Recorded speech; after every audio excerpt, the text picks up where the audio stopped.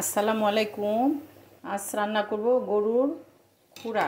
দেখেন খুরগুলা কেটে নিয়েছি, এইভাবে পরিষ্কার করে পায়ার খুর এগুলা দিয়ে নেহারি বানাবো। কিভাবে রান্না করি সেটাই আপনাদের দেখাচ্ছি। আজ রান্না করব নেহারি। পায়াটা আমি একটু সিদ্ধ করে নিয়েছি হলদি মরিচ ধনিয়া দিয়ে। যেহেতু নর্মাল পাতিলে রান্না করব এই জন্য আগে একটু সিদ্ধ করে নিয়েছি।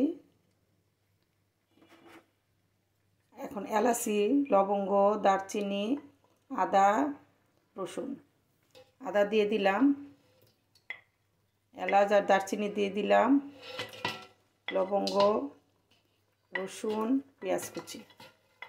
যেহেতু বাগার দিব এই জন্য পেঁয়াজটা একটু কম দিয়েছি। পানি দিব,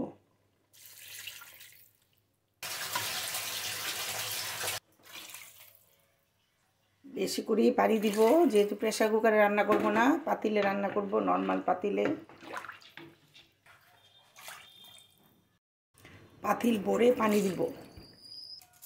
4-5টা তেজপাতা দিয়ে দিলাম। হলুদ দিয়ে সিদ্ধ করেছি, হলুদ বেশি দিব না।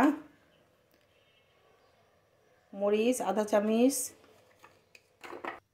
ধনিয়া আধা চামচ। দেখেন কালারটা।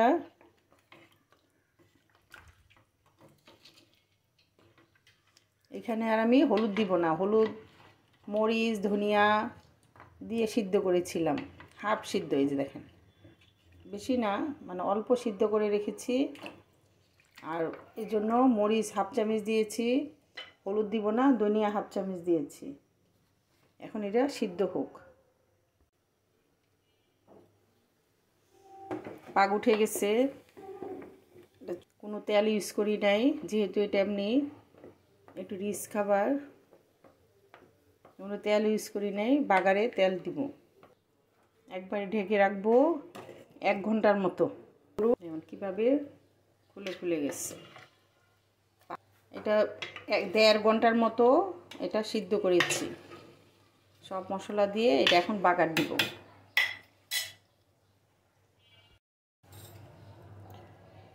কাঁচামরিচ দিয়ে দিলাম কয়েকটা,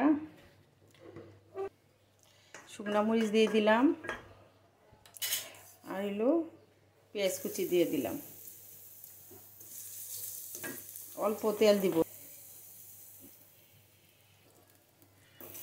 পায়াতে আপনারা একটু কম তেল দিবেন, যেহেতু পায়াতেই অনেক তেল উঠে, এজন্য সাদা তেলটা আমরা একটু কম দিব।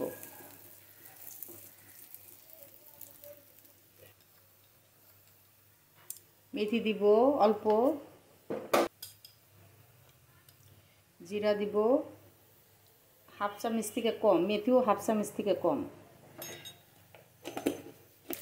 পাশের চুলার পায়াটা বসে, নেহারির যে পায়াটা সেটা হচ্ছে, আর এই পাশে বাগার দিচ্ছি। এখন বাগার দিয়ে দিব, হয়ে গেছে।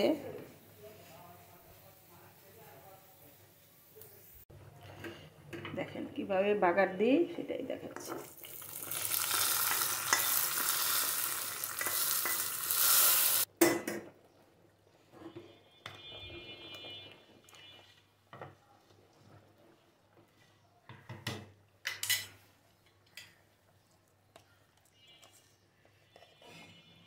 জিরা এলাচি দারচিনি দিয়ে দিব,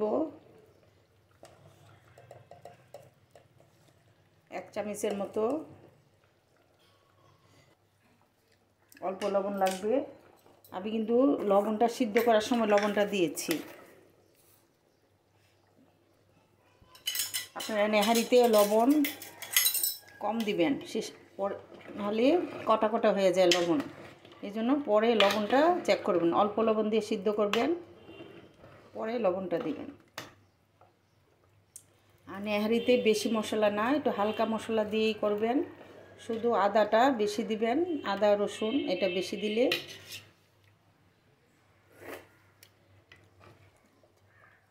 এরকম কালার করবেন, হালকা কালার। এই দেখেন কত ইয়াম্মি হয়েছে। নেহারিতে হলুদটা কম দিবেন। 5 মিনিট এভাবে রেখে দিয়ে পরিবেশন করব।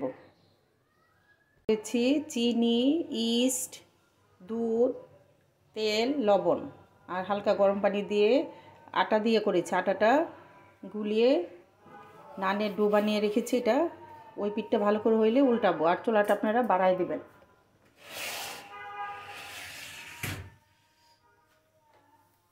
এটা করে আধা ঘন্টা রেখে দিয়েছি একটু গরম জায়গায়।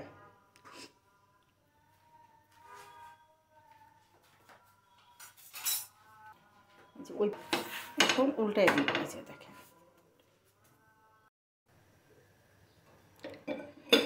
ধনিয়া পাতা, পুদিনা পাতা, আদা কুচি লম্বা করে, বেরেস্তা, শসা, লেবু আর কাঁচামরিচ এগুলা দিয়ে উপরে পরিবেশন করব। নেহারিটা কত সুন্দর হয়েছে, এরকম খুলে খুলে যাবে।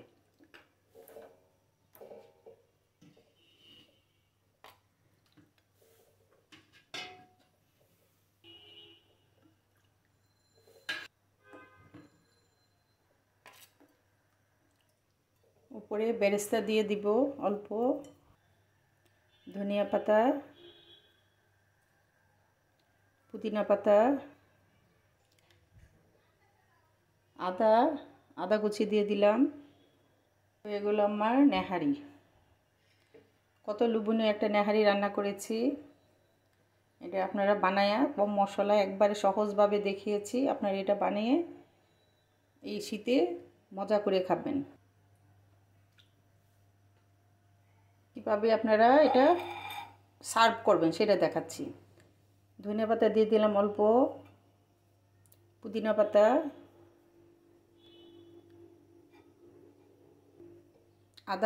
আদা কুচি এরকম লম্বা লম্বা করে কাটবেন।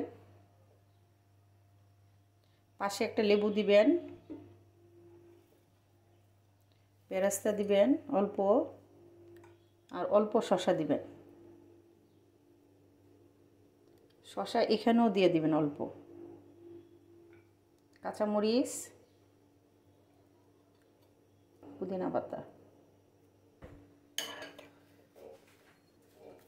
পাশে নান দিবেন। নেহারিটা কীভাবে পরিবেশন করবেন সেটাও আপনাদেরকে দেখাই দিলাম। আমার রান্নাগুলো যদি আপনাদের ভালো লাগে, লাইক, কমেন্ট, শেয়ার ও সাবস্ক্রাইব করবেন। এই শীতে এটা বানিয়ে আপনারা খাবেন, আপনাদের পরিবারকে খাওয়াবেন, মেহমানদের খাওয়াবেন, খুব খুশি হবে। শীতে নেহারিটা খুব মজা লাগে। আর এখানে তো কোলেস্টেরল বেশি, শীত খেলে এত ব্যালেন্স হয়ে যায়। রেখে দিলাম। আল্লাহ হাফেজ, আসসালামু আলাইকুম।